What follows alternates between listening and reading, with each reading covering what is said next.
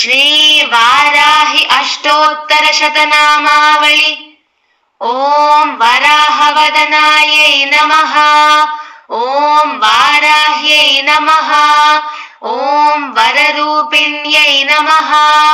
ॐ क्रोडाननायै नमः। ॐ कोलमुख्यै नमः। ॐ जगदम्बायै नमः। ॐ तारुण्यै नमः। ॐ विश्वेश्वर्यै नमः। ॐ शङ्खिन्यै नमः। ॐ चक्रिण्यै नमः। ॐ खड्गशूलगदाहस्तायै नमः। ॐ मुसलधारिण्यै नमः। ॐ हलसकादिसमायुक्तायै नमः। ॐ भक्तानाम् अभयप्रदायै नमः। ॐ इष्टार्थदायिन्यै नमः। ॐ घोरायै नमः। ॐ महाघोरायै नमः। ॐ महामायायै नमः। ॐ वातायै नमः। ॐ जगदीश्वर्यै नमः। ॐ अन्धे अन्धिन्यै नमः। ॐ रुन्धे रुन्धिन्यै नमः। ॐ जम्भे जम्भिन्यै नमः। ॐ मोहे मोहिन्यै नमः। ॐ स्तम्भे स्तम्भिन्यै नमः। ॐ देवेश्यै नमः। ॐ शत्रुनाशिन्यै नमः। ॐ अष्टभुजायै नमः। ॐ चतुर्हस्तायै नमः। ॐ उन्मत्तभैरवाङ्कस्थायै नमः। ॐ कपिललोचनायै नमः। ॐ पञ्चम्यै नमः। ॐ लोकेश्यै नमः। ॐ नीलमणिप्रभायै नमः। ॐ अञ्जनाद्रिप्रतीकाशायै नमः। ॐ सिंहारूढायै नमः।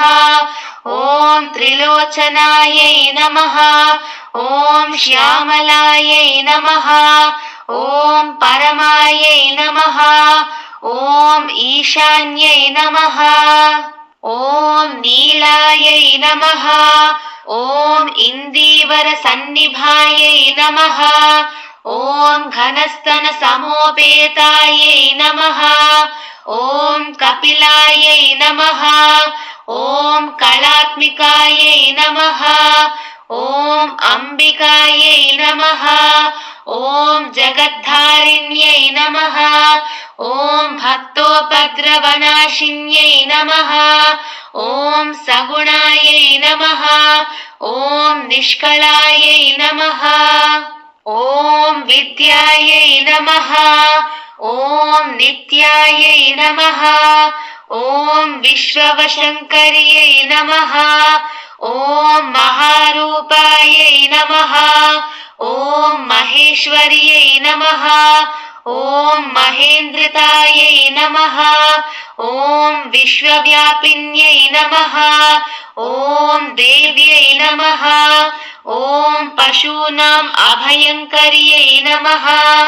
ॐ कालिकायै नमः। ॐ भयदायै नमः। ॐ बलिमांसमहाप्रियायै नमः। ॐ जयभैरव्यै नमः।